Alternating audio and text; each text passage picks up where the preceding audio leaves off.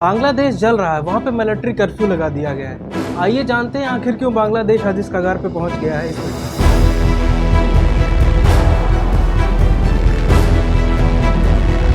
बांग्लादेश में प्रोटेस्ट हो रहे हैं कोटा सिस्टम के खिलाफ। जी हाँ, कोटा यानी रिजर्वेशन वहाँ पे 56% तक पहुँच गया है, थोड़ा थोड़ा करके। और यहाँ पर बाकी लोगों की दिक्कत नहीं है, वो 30% का जो मेजर कोटा है फ्रीडम फाइटर्स, उनके बच्चे और उनके बच्चे के बच्चों के लिए, वो ज़्यादा दिक्कत कर गया है। इसकी मांग बहुत पहले से भी उठ रही थी। आइए जानते हैं पूरी हिस्ट्री। बांग्लादेश की हिस्ट्री की बात करें तो यहाँ पे लिबरेशन का वॉर पाकिस्तान से अलग होने के लिए लैंग्वेज के बेस पे शुरू हुआ। पाकिस्तान जो कि पूरे देश पर उर्दू इम्प्लीमेंट करना चाहता था, वहीं पर दूसरी ओर यहाँ पर बांग्ला बोलने वालों की संख्या बहुत ज़्यादा थी।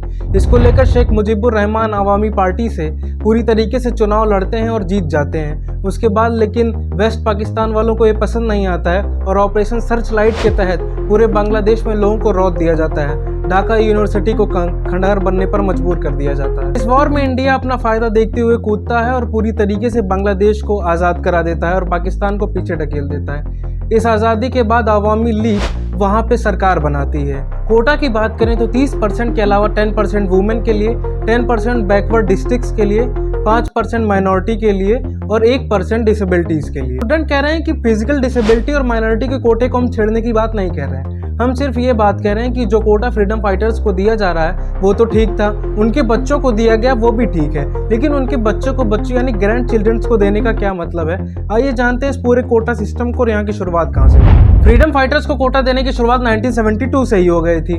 बांग्लादेश पूरी तरीके से इन लोगों को कोटा देने के लिए भी तैयार था, लेकिन 1997 में फिर दोबारा इनके चिल्ड्रंस को कोटा दिया जाता है, वहाँ भी कोई बात नहीं थी। लेकिन 2010 में आके उनके ग्रैंड चिल्ड्रंस को भी कोटा देने की बात की दी जाती है और ये बात पास भी हो जाती है गवर्नमेंट से। और ये कोटा कब 56% तक पहुंच जाता है पता ही नहीं चलता है। धीरे धीरे, हालांकि जब 2010 में ये चीज़ इंप्लीमेंट हुई कि उनके ग्रैंड चिल्ड्रंस को भी ये फायदा मिलेगा, 12-13 में एक बहुत बड़ा मूवमेंट ऑर्गेनाइज होता है और धीरे धीरे ये मूवमेंट एक बड़ा जोर पकड़ लेता है कि हम फ्रीडम फाइटर्स को बहुत मानते हैं, इन लोगों को बहुत मानते हैं, लेकिन उनके नाम पर इन लोगों को देना ये बहुत गलत बात है। लेकिन फ्रीडम फाइटर्स को कोटा देने पर बाकी सिटीजन्स क्यों नाराज हैं? नाराज इस बात से हैं कि जिन फ्रीडम फाइटर्स को वो कोटे का फायदा मिल रहा है, क्या वो असली में फ्रीडम फाइटर्स के बच्चे हैं या नहीं? क्योंकि फ्रीडम फाइटर्स डिसाइड करने का ठेका तो खुद गवर्नमेंट ने ले रखा है और उसमें कई करप्शन और लगभग 60,000 शिकायतें दर्ज कराई गई हैं कि ये फ्रीडम फाइटर नहीं है या इनके फ्रीडम फाइटर होने का सबूत दिया जाए। BPSC यानी बांग्लादेश पब्लिक सर्विस कमीशन, वहाँ पे रेशियो इतना ज़्यादा कम है नौकरियों का कि 4 लाख लोग 3,000 नौकरियों के लिए फॉर्म भरते हैं, ठीक इंडिया की तरह। धीरे धीरे ये बात बहुत ज़्यादा बढ़ जाती है।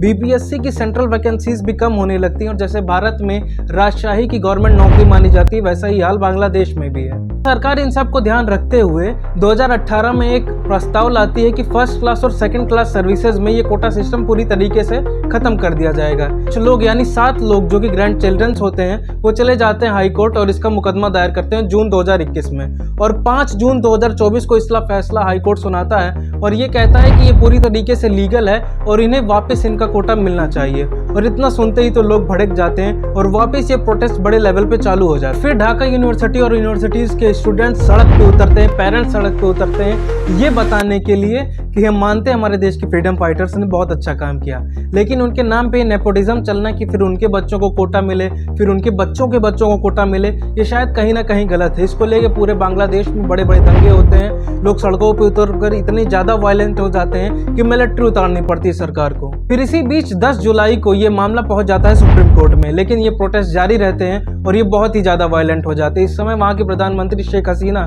जो कि चाइना के दौरे पे थी, वो बीच में ही वापस लौट आती हैं और शेख हसीना जी लौटने के बाद ऐसे ऐसे रिमार्क्स देती हैं कि दंगा और भड़क उठता है शांत होने के बजाय।